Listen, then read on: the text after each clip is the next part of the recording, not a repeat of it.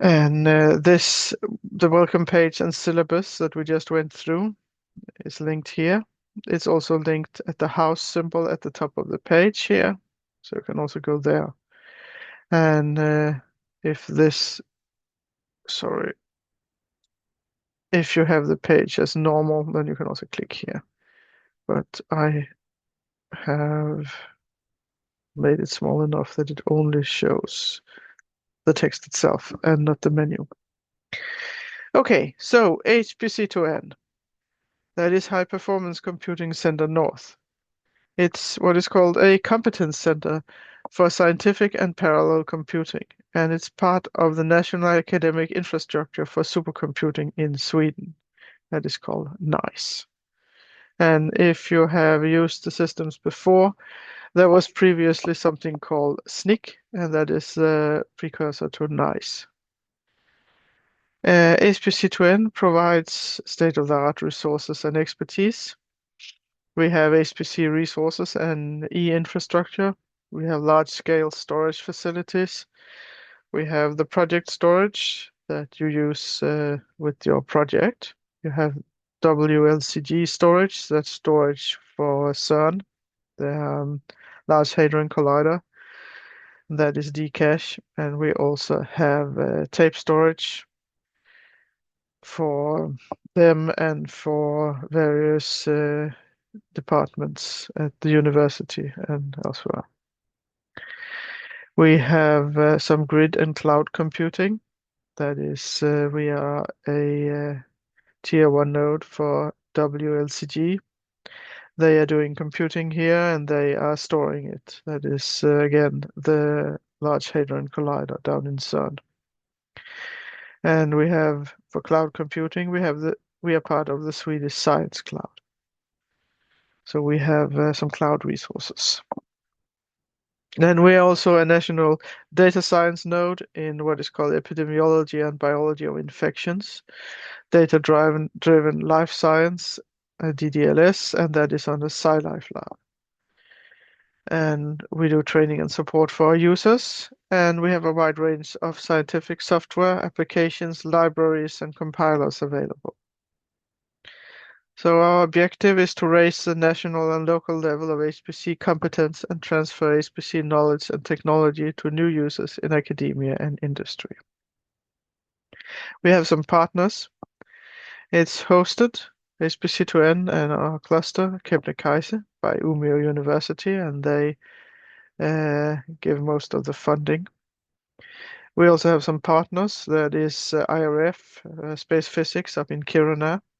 We have Luleå Technical University is also part of HPC2N, Mittuniversitetet in Sundsvall, and SLU, the part that is in Umeå, is also part of HPC2N. We are funded by Umeå University and we get some contributions from these other partners.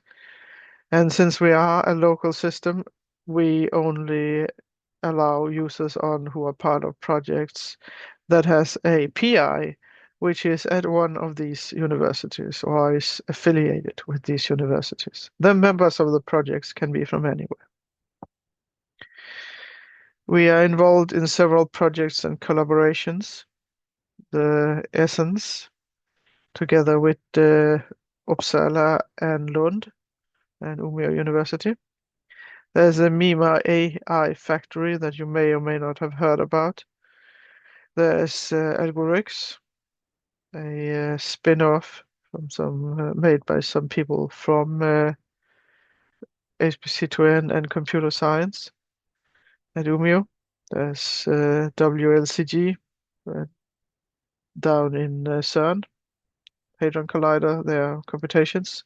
There's EOSC Nordic, and then there's iSCAT. These people that are looking at the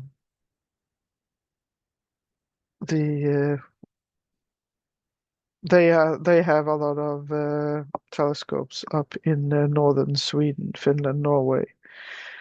So, and then there's SciLife Lab, which is the DDLS I just mentioned, and then there's Skills for EOSC, which is winding down right now. HPC2N training. We do user support, and we also work together with NICE for that. There's primary, advanced, and dedicated. We have research group meetings at Umeå. We don't have any right now, but we're going to spin that up again. We also do that at partner sites. And we have what we call HPC2N Fika online, where we give a time where people can come and ask questions, and maybe we have a presentation that happens sometimes. Sometimes we have intro seminars also. Then we have the training program. Many of them are together with NICE. We have this course here, our introduction to our own systems. And then we have various intro courses to Linux, R, Python, Julia, MATLAB, and Git. And those in general are given together with NICE and application experts from some of the other centers in Sweden. And they can be between half a day and 5 days.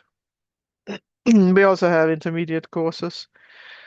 It varies. Right now we have also an intermediate Python course that and Git is probably more both intermediate and intro. We usually work together on OpenMP and MPI courses, and sometimes performance analysis and debugging and other things. And we have, at least in the past, had courses on MD simulations. This spring, there are these courses here. And the first one is this nice intro week that has all these sub courses because it's a whole week. Then there's the intro to Python, and then continuing on to the using Python in HPC. There's Linux command line 101, and there's a nice intro day, which is a shortened version of some of these. Then a repeat of the intermediate Linux command line 201, and you can always find an updated list here. Aside from that, there are sometimes workshops and seminars on specific topics, and we sometimes participate in these university courses. The HPC2N personnel. We have the management. There's Paolo Biantinesi, which is the director. Björn Torkelsson is the deputy director, and Lena Hellman is the administrator. Application experts. There's Pedro and I, and then also Jerry and Åke. And then we have the WLCG coordinator, Mikael Rennar. There are research engineers under DDLS, SciLife Lab. It's these 3 people. And then there's system and support. And that is these people here, which the bolded ones are also application experts. And there's also a list here of which subjects we mainly focus on. And you contact the application experts through the regular support. And in fact, the support is handled by these 3 people here in general. We have users from several scientific disciplines. There's a lot from chemistry and biosciences and medicine, computing science, engineering, material science, mathematics and statistics, physics, including space physics, and well, in general, there is a lot of machine learning and deep learning and other AI. The largest users are the ones bolded here. And I have a image here showing the core our usage per software, and it's 2 years old now, so I need to update it. And as you can see, Python is a very used software, and it has been growing. There's also some of the other common ones here that you can see, and there's a large chunk that's called unclassified, and that is generally people who are running either their own home-built software or software they have installed themselves. So, Kebnekaise, that is the current supercomputer computer at HPC2N, and it's a very heterogeneous system. It's named for a massif that is in the northern Sweden that has some of Sweden's highest mountain peaks. It was originally delivered by Lenovo and installed in the summer of 2016, and then opened up with the original nodes. 2018, it was extended with the Skylake nodes, CPU nodes, and the Skylake nodes with V100 GPUs. And those nodes here are the oldest of the nodes that we still have. The rest have been retired. In 2023, Kebnekaise was extended with some A100 GPUs and a Zen 3 CPU. And then in 2024, we got a lot of different GPUs and CPUs. And there's also some others that have been installed now and then. In general, the plan is that Kebnekaise is continuously upgraded as old hardware gets retired. And we get funding for upgrading it a little bit every year. So these are the current CPU-only nodes. And you can see we have most of the Skylakes, but we also have Zen 4 CPUs and Zen 3 CPU. The GPU-enabled nodes are these ones here. We have 10 V100s, and then we have some A100s, MI100. There's only one of those. That is the only AMD GPU we have. All the others are NVIDIA. We have an A6000, and then we have a bunch of L40Ss. And we also have some more L40Ss that are with more GPU cards on. And we have a small number of H100s and A40s. Then there is the very old large memory nodes that we have kept for the simple reason that there is a lot of memory on them and that there are people who are still using them. So GPUs have different types of cores. There are CUDA cores. That is the general purpose cores for a variety of parallel computing tasks. They are not as efficient as specialized cores, but they can be used for a large number of things. CUDA cores is what it's called on NVIDIA. The mostly equivalent is called stream processors on AMD. Then we have tensor cores. That is made for matrix multiplications, and it's popular for deep learning and AI workloads with large matrix operations. You can use them for general purpose as well, but they are generally less efficient for it. That's what they are called on NVIDIA. AMD has something called matrix cores, which is sort of the same. Then we have the ray tracing cores that are optimized for tasks involving ray tracing, like rendering images or video. And you can see in this schematics I have here that the different types of GPU have different number of CUDA cores, tensor cores, RT cores. Note that you can't really compare CPU cores directly, just like you cannot compare CUDA cores directly, because even if maybe there are fewer of them on a specific one of them, it might be that they are more efficient, faster, or something. But at least you can get an overview and see that if you want to do something that needs tensor cores, then you should pick one that has lots of tensor cores, maybe, or something like this. We have storage. There are 4 types of storage at HPC2N. There is the 25 gigabytes, which is in your home directory. There's project storage, and that's shared between the project members. What we have is the one in the subdirectory Spring courses, and that is 500 gigabytes in total that we are sharing. There is local scratch space that is per node. That means it's volatile. It will go away after the job. So if you put something there while you're doing calculations, you need to make sure it's all copied back to your node, to the login node or whatever after the job has run. Then we have tape storage that is used for backup and long-term storage. There's also disk-based or D-cache storage for the WLCG and for some other projects in NICE. To use Kebnekaise, you must be a member of a project.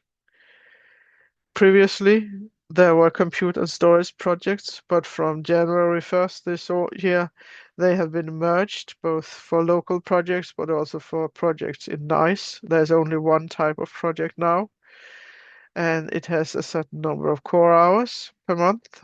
And a regular CPU core is 1 core hour per hour. Other resources like GPU cost more, depending on what type of GPUs it is. It's not a hard limit. You can go over the allocation that you have per month, but you do get lower priority when you do so. A project also has a default storage, and you can ask for that. If you need more storage, you also ask for that during the project proposal. And you should, of course, argue why you need it. As I mentioned earlier, Kebnekaise is local. The PI for the project need to be affiliated with one of those 5 organizations. The members can be from anywhere. Just like before, you apply through Super, and Super looks like this. You have seen it because you have all created users there. I will talk a little bit more about projects later, but now I will briefly cover HPC. So what's HPC? The definition for high-performance computing is that it refers to the practice of aggregating computing power in a way that delivers much higher performance than one could get out of a typical desktop computer or workstation in order to solve large problems in science, engineering, or business. So that is a definition that comes from this page here. So aggregating computing power. Well, we have currently 95 nodes with a total of 4,792 CPU cores, and we have 84 GPUs. With how much is that? That's 1,055,000 about CUDA cores, 43,000 tensor cores, and about 4,500 RT cores. And if you compare that to a regular laptop, there is maybe 4 to 8 cores in that and maybe 1, 2 GPUs. So it's a lot more cores to run on. There is also thus much higher performance because you simply can do more arithmetical operations or flops. We can solve large problems. So when does a problem become large enough for HPC? And are there other reasons for using HPC resources, like memory, software, and support, and so on? Problems can be large in 2 ways. It could be large because it has a lot of long execution time, or it could be large because it needs a lot of memory or a lot of storage. If it has a long execution time, you can increase the performance by throwing more cores, more nodes, more GPUs after it. If it needs a lot of memory or storage, you add more memory or storage. Kebnekaise has a fair amount of memory per node, depending on node type. And we also have storage for a larger amount of storage. So in general, as you have more need of memory and storage and more need of performance, it goes from laptop to high-end workstations to maybe a small computing cluster that you could have at your department and to a supercomputer. Also, often supercomputers and even compute clusters at your department will have specialized and often expensive hardware. There will be GPUs, including those optimized for AIs. These are the ones Kebnekaise has currently. There will be high-end CPUs that has AVX 512, etc., and also error-correcting memory. And we also have a lot of software, including licenses for several softwares. And an important thing also is software is pre-configured and ready to use. And we have support for the software and documentation. And we often also can install software if it's not there and you need it. Two memory models are relevant for HPC. You could have shared memory, that means you have single memory space for all data. Everyone accesses the same data and it's straightforward to use. This is more or less what you have inside of a node. Distributed memory. There's multiple distinct memory spaces. Everyone has direct access only to the local data, and this requires communication, for instance, between compute nodes. And compute nodes, if you don't know what that is simply a what you would see as a regular computer would be a node, and then you connect all of those. So shared memory, you could have that in your laptop or your high-end workstation or inside of a compute node. The distributed memory you have across the supercomputer, across the small computing cluster, or inside GPUs as well. So, programming model changes when you aim for extra performance or memory. Single core, you often do that in MATLAB, Python, C, Fortran, single stream of operations. Of course, you can also do parallel with those. Multi-core, you have vectorized MATLAB, you have pthreads, you have OpenMP, etc. That is multiple streams of operations, and you have to distribute the work and coordinate it, synchronize it when you're doing that. Then you go on to distributed memory. That would be things like MPI. Again, multiple streams of operations, and distribute the work and coordinate and synchronize it. And on top of that, you need to handle the communication and the data distribution. Then when you go to GPUs, which you use CUDA, OpenCL, OpenACC, OpenMP, anything that is written for CUDAs, for GPUs, you have many, many lightweight streams of operations. You have to handle the work distribution and coordination of the synchronize it. And the data is distributed across memory spaces, and you also move it between back and forth, offloading it to the GPUs and back again. If you're just doing single core, you would probably have something that uses LAPACK, or maybe just MATLAB or something else. MATLAB often uses LAPACK under it. Multi-core, you have now also parallelization. Distributed memory, maybe it's ScalarPack, and GPUs, maybe something like TensorFlow. I'm not going to go into detail of this. I will simply continue